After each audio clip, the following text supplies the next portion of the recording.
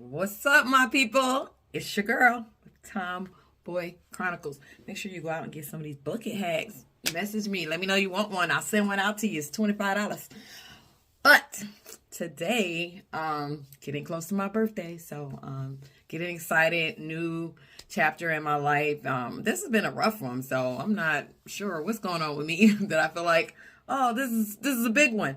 And feel like I got to make a lot of changes, a lot of adjustments, and I'm not someone that really does sporadic, dramatic changes. I like to keep things, but I will be shortly, so we'll see how that goes. But anyway, so over here today, we're going to talk about the 5 things I learned about being a good partner.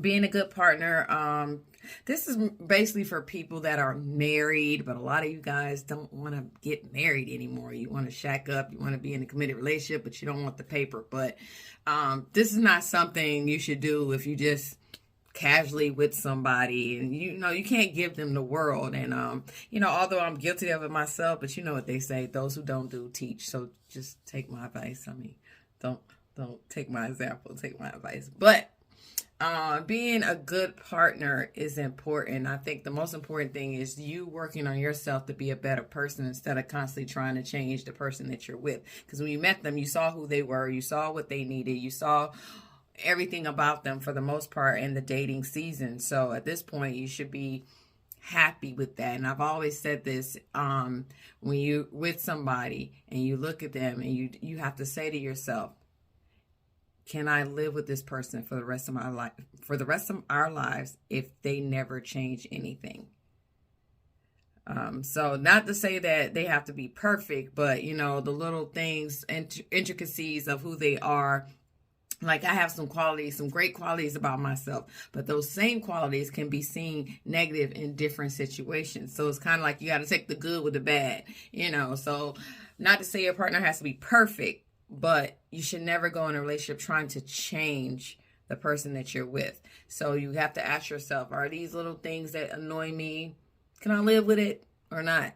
Instead of getting mad at them for it, you leave, or you live with it. You can't be mad at a person for being who they've always been. So they might not have been your match. But anyway, back to the 5 things I learned about being a good partner.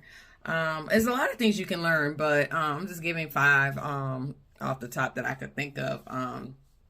Number 1, learn their past.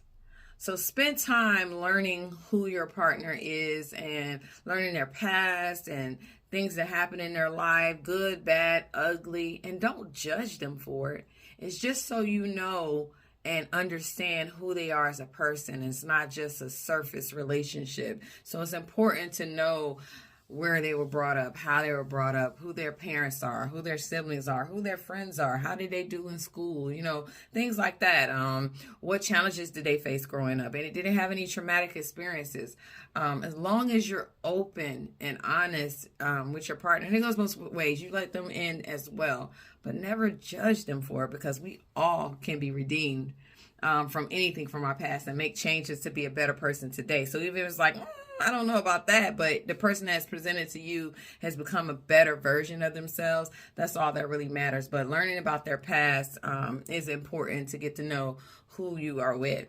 Okay, number 2, push and motivate your partner. Don't nag and complain and things like that, but be someone that motivates them to be better and motivates them and pushes them in the direction that they want to go. So if you're always their cheerleader, so to speak, and some days like, oh, hey, you still working on oh, you want to do this together? Do you need any help? And like, just motivate and being positive about their dreams and their goals and things like that, and push them. They need that. They need that push. Again, there's a thin line between nagging and being negative and, pushing them to greatness and things like that. You gotta make sure that you're pushing them in a positive way. So number 3, make sure they are never hungry. That's food, that's sex, that's anyway. Just make sure they're never in a situation where they're hungry. I might not cook every day, but I'm gonna make sure you eat every day. Whether it's a DoorDash, you're going out to eat, we grabbing something, or I'm cooking you a meal, or make sure you got your snacks or things like that, because people really agitated when they're hungry. And then we are sexual beings. So if you're in a committed relationship, you guys should be having sex. So, make sure you're being fulfilled and satisfied in both areas, and your partner's being fulfilled and satisfied in both areas. And the second part, the food thing, yes, you're supposed to eat every day unless you're fasting. But the sex thing is a conversation of frequency and, time of day, whatever. You got to get on the same page as your partner to make sure, you're making each other happy in those areas. So just make sure your partner is never hungry. 4, listen to understand.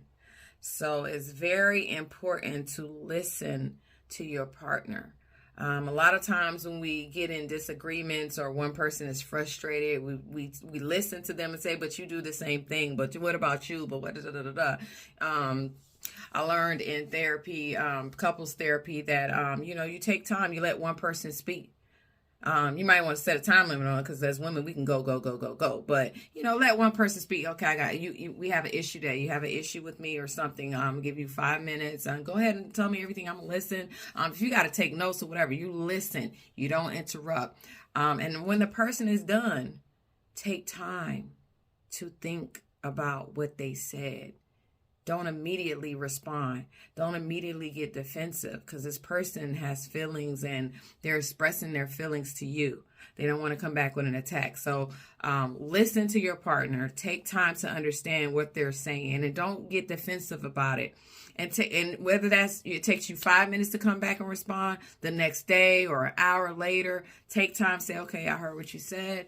I'm going to think about it and, discuss it at a good time. So it's not to listen so you can, debate it all the time. So learn how to listen to your partner and understand what they're coming from. See things from their point of view, not just from your side. And don't go in with the tit for tat, so to speak. But you do this too. You do this too. We're all guilty of it. I'm guilty of it too. So so that's number 4. Number 5, support.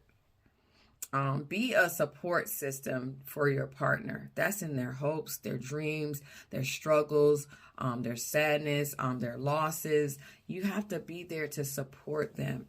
And how long they need that support is up to them.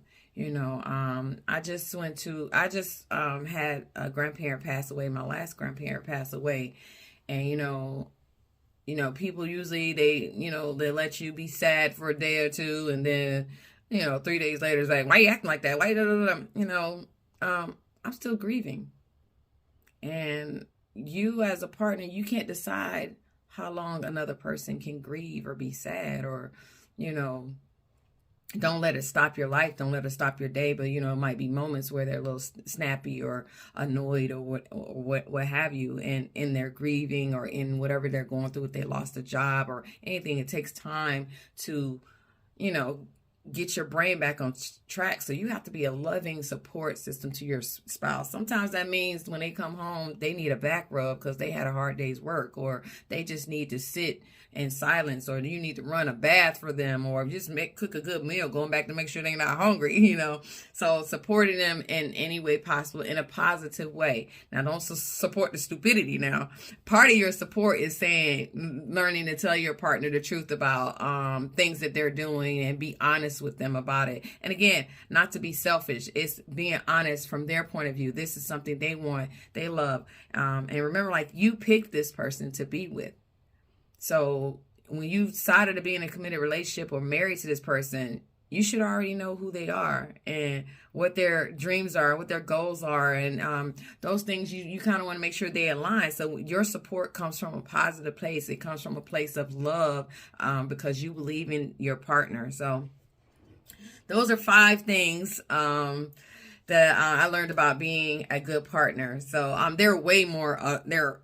Of course, there's other things, other areas we could touch on. But, I just try to get 5 things off the top of my head, what I recall, what I think is important, for the most part, to be a great partner to to the person that you're in a committed relationship with. Again, this is for a committed relationship. These casual relationships, and everybody wants you to show them the world and all that, getting the cow and all that, you know what I'm saying? No, you have to build up to that. So keep that in mind too. It's a lot of stuff going around out here. These men on here talking about they expect this, and that. You gotta come to the table with something. You know, you gotta come to the table saying, hey, you can trust me. I'm going to support you. I'm going to be there for you. We're in a committed relationship. That's when those, these, what it takes to be a good partner, these cooking meals and doing this and doing that. You can have discussions and you be like, hey, do you cook? And she can say, yeah, I cook, blah, blah, blah. She don't have to cook for you when you first meet her. What have you done? Nothing.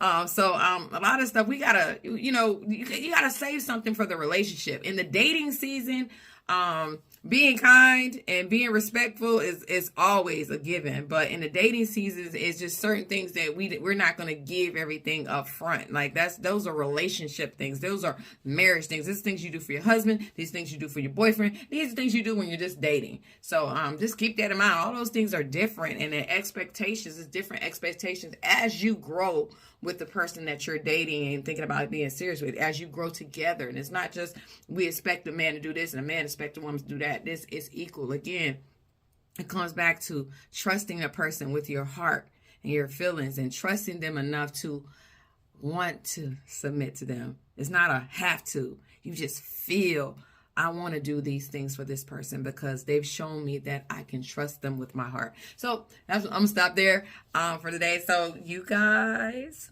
as always, love yourself and love each other. And I love you. Have a great day. Bye.